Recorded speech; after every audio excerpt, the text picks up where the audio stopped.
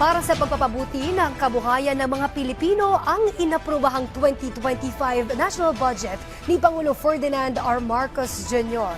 Ito ang tiniyak ng mga economic managers ng Pangulo, si Joshua Garcia ng PTV sa Balitang Pambansa. Kasabay ng nilagdaan ni Pangulong Ferdinand R. Marcos Jr. na mahigit 6 na trilyong pisong national budget para sa susunod na taon, nasa mahigit 174 na bilyong piso na halaga ng mga proyekto o line items ang vinito dahil ikinukonsidera itong hindi nakahanay sa mga prioridad ng pamahalaan na siya naman pinuri ng Department of Budget and Management. Sa idinaos na Malacanang press briefing, sinabi ng DBM na nananatiling top priority ang sektor ng edukasyon, kasunod naman ng infrastruktura at iba pa. 1.053 trillion. Well, the DPWH po is 1.034 trillion po. Yan po. So, nauna na po ang education.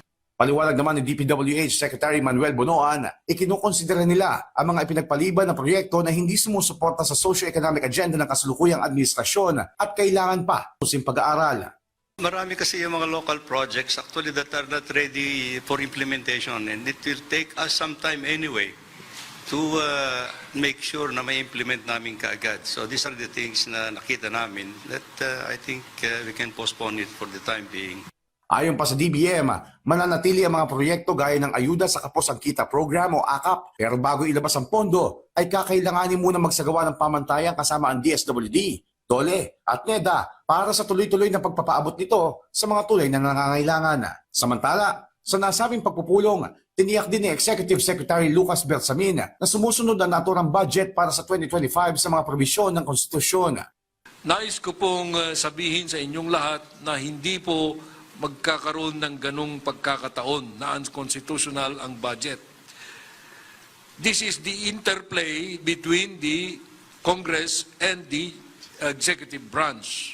Para naman masiguro na striktong masusunod ang legal na pamantayan, 12 special provision ang isinailalim sa conditional implementation kung saan kabilang rito ang ilang mahalagang programa ng DSWD gaya ng AKAP at Payapa at Masaganang Pamayanan o PAMANA program. Samantala, maganda ang nakikita ng economic team ng pamahalaan sa taong 2025. Ayon sa NEDA, tututukan ng 2025 national budget ang pagpapaunlad sa buhay ng mga Pilipino kung saan palalakasin din ang sektor ng agrikultura, renewable energy at digitalisasyon sa bansa.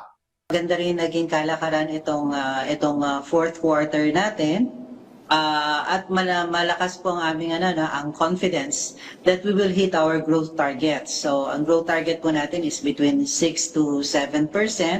So far po mula nung quarter 1 hanggang quarter 3 nasa 5.8% ang ating growth rate. So tingin naman po namin na matatamaan natin yung target na yun.